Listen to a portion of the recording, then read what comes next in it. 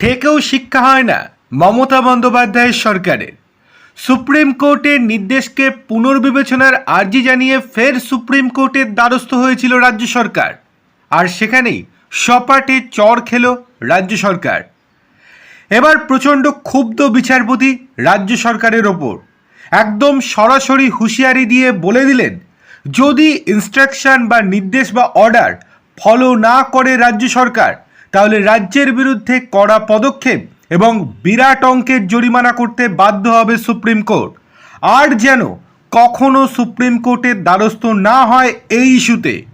কি হয়েছে চলুন বিস্তারিত দেখে নেওয়া যাক। তবে তার আগে আপনাদের কাছে ছোট্ট অনুরোধ, ভিডিওটি ভালো লেগে থাকলে লাইক, কমেন্ট, শেয়ার এবং সাবস্ক্রাইব করতে একদম ভুলবেন না। চলে আসি বিস্তারিত খবরে।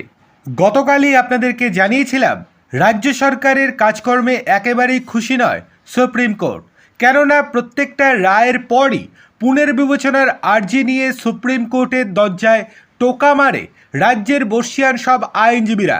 এতেই বিরক্তি প্রকাশ করেছিল সুপ্রিম কোর্ট। তারপরেই পরামর্শ দিয়েছিল রাজ্য সরকারকে যাতে করে অন্য কোনো এজলাসে গিয়ে আবার পুনর্বিবেচনার আর্জি না জানায় রাজ্য সরকার। এতে করে আইন শৃঙ্খলায় প্রভাব পড়তে পারে। কিন্তু কে শোনে কার কথা? সত্যিই কি সুপ্রিম কোর্টের কোনো নির্দেশ কর্ণপাত করে মমতা বন্দ্যোপাধ্যায়ের সরকার? আবারও সেই প্রশ্ন উঠে গেল এবার। গত 18ই আগস্ট বিচারপতি মনোজ মিশ্র এবং বিচারপতি উজ্জ্বল ভুইয়ার বেঞ্চ পশ্চিমবঙ্গ সরকারের বিরুদ্ধে একটি গুরুত্বপূর্ণ এবং যুগান্তকারী রায় দিয়েছিলেন। সেই রায়টা কী ছিল? পশ্চিমবঙ্গ সরকারের অধীনে কর্মরত অস্থায়ী কর্মীদের জন্য একটি ভালো খবর পেয়েছিল।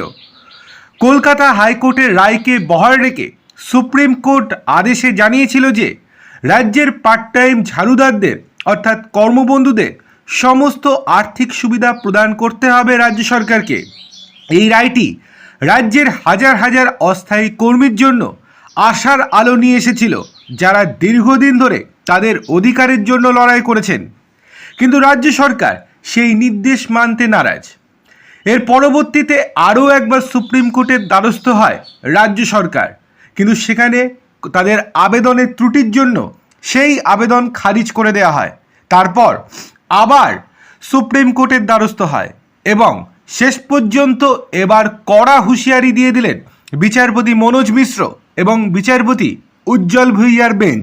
সুপ্রিম কোর্ট জানিয়েছে যে তারা ভারতীয় সংবিধানের 136 নম্বর ধারা অনুযায়ী কলকাতা হাইকোর্টের রায়ে হস্তক্ষেপ করার কোনো সঙ্গত কারণ খুঁজে পায়নি।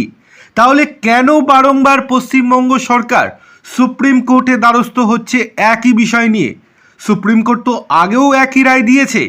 তাহলে তারপরেও এই নিয়ে তৃতীয়বার কি করে পুনর্বিবেচনার আর্জি জানাতে পারে তারা?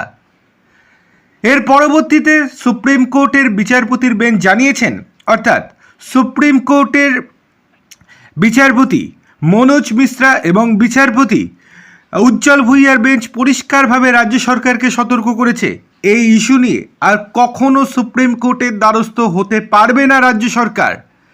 তারা নিজেদের মতো আইন প্রণয়ন করতে পারবে না বা নিজেদের খুশি মতো কাজ করতে পারবে না।